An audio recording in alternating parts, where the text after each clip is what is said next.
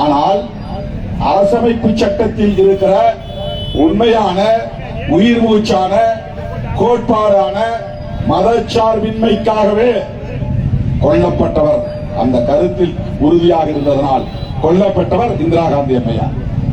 மிசா காலத்திலேயே அரசமைப்பு சட்டத்தை திருத்தி அந்த பிரியாம்பிள் என்கிற முகப்புறையில் செக்யூலர் என்கிற வார்த்தையை சேர்த்தவர் இந்திரா காந்தி அம்மையார். அந்த செக்யூலரிசம் தான் அம்பேத்கர் முன்மொழிந்த கோட்பாடுகளில் முதன்மையான கோட்பாடு. மதச்சார்பின்மை, புளூரலிசம் உயிர் மூச்சு கோட்பாடு, பன்மைத்துவம், பெடரலிசம் கூட்டாட்சி தத்துவம், அது உயிர் மூச்சு கோட்பாடு.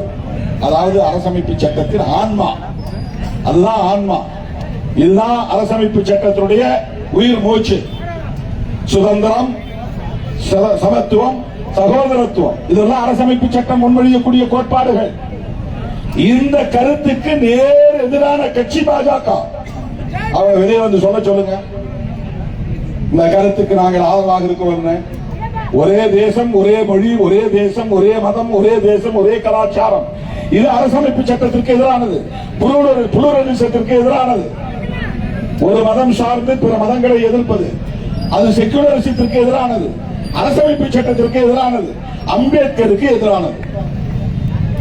இஸ்லாமியர்களையும் கிறிஸ்தவர்களையும் எதிர்த்து வெறுப்பு அரசியலை விதைக்கிற கட்சி. அந்த கட்சியை எடப்பாடி தோளிலே தூக்கி சுமக்கிறார். அந்த கட்சியை அண்ணன் முத்துவேல் கருணாநிதி ஸ்டாலின் அவர்கள் எதிர்க்கிறார். வீழ்த்துவோம் என்று உறுதிமொழி எடுக்கிறார். விரட்டுவோம் என்று சொல்லுகிறார். தமிழ்நாடு வெல்லட்டும் என்று சொல்லுகிறார். அதனால் திராவிட முன்னேற்ற கழகத்தோடு விடுதலை சிறுத்தைகள் கட்சி தொடர்ந்து பயணிக்கிறது. கொள்கை அடிப்படையில் தான் இந்த கூட்டணி. நாம நண்பர் விஜய் கூப்பிடுறாருன்னு ஆசைப்பட்டு வெளியே போனா என்ன நடக்கும்? என்ன நடக்கும் சொல்லுங்க? திமுக கூட்டணி பலவீனமாகும். திமுக கூட்டணி பலவீனமானால் யாருக்கு லாபம்? விஜய்க்கு லாபமா, பிஜேபிக்கு லாபமா? ஏனென்றால் அவங்க ரெண்டு பேரும் ஏற்கனவே ப்ரூவ்டு ஓட்ஸ் வச்சிருக்கிறாங்க, நிரூபிக்கப்பட்ட வாக்கு வங்கி. வளர்ந்த கட்சிகள். திமுக கூட்டணி பலவீனம் அடையும் என்றால் விஜய் வந்து வெற்றி பெற்று ஆட்சி பிடிக்க போவதில்லை, முடியாது. பெரம்பூரிலேயே அவர் ஜெயிப்பாரா என்று சந்தேகம் தான். அவருக்கே சந்தேகம் வந்துதான் திருச்சி கிழக்கில் போட்டிருக்கிறார். அவருக்கே அந்த சந்தேகம். அதனாலதான் 2 தொகுதியில் போட்டிருக்காரு. அண்ணன் ஸ்டாலின் அவர்கள் ஒரு தொகுதி தான், எடப்பாடி ஒரு தொகுதி தான் போட்டிருக்காரு, சீமா கூட ஒரு தொகுதி தான் போட்டிருக்காரு. தோத்தா கூட பரவாயில்ல அப்படிங்கிற அடிப்படையில். ஆனா நண்பர் விஜய் அவருக்கே சந்தேகம். அப்போ திமுக கூட்டணி பலவீனப்பட்டால் இப்ப நாம வெளியே போறோம். அவர் சொன்ன ஆட்சியில் பங்கு தரேன்னு சொல்றாரு. முதல்ல அது ஜெயிப்பமாங்கிறது வேற விஷயம். அந்த கூட்டணி வெற்றி பெறுமா, கூட்டணி ஆட்சியை கைப்பற்றுமா என்பது நிரூபிக்கப்பட்ட வாங்க போறாரு. ஆனால் அவரால் நிச்சயம் ஆட்சியை ஆட்சியில்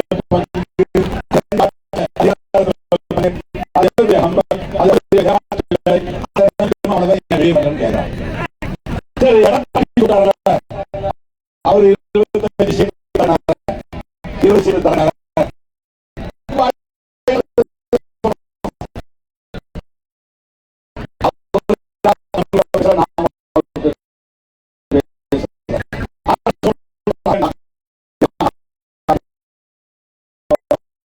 கட்சி வளர்க்கிறது தானே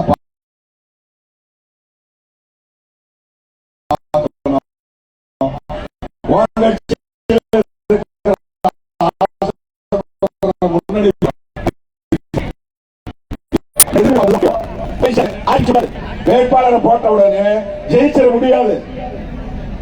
என்ன எதிர்விளைவு கட்டாயம் உருவாகும்னா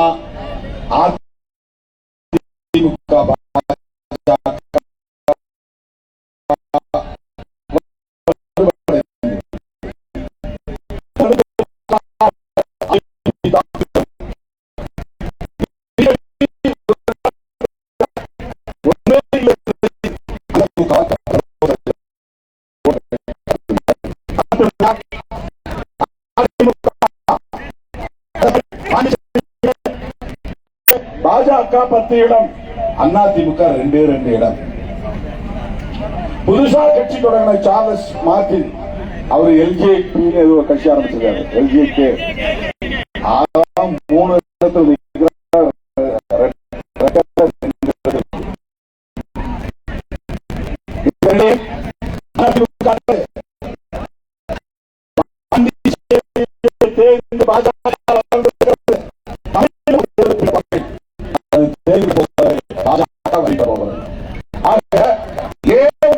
ஆசை காட்டினாலும் கூட அது உண்மையாக இருந்தாலும் கூட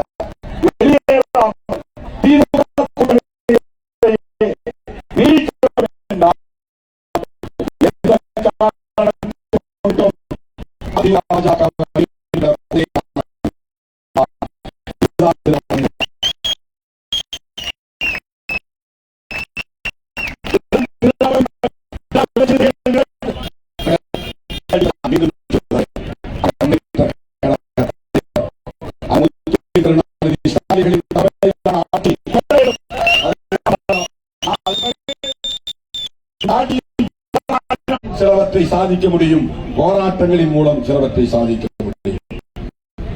ஆனால் நாடு பாதுகாப்பாக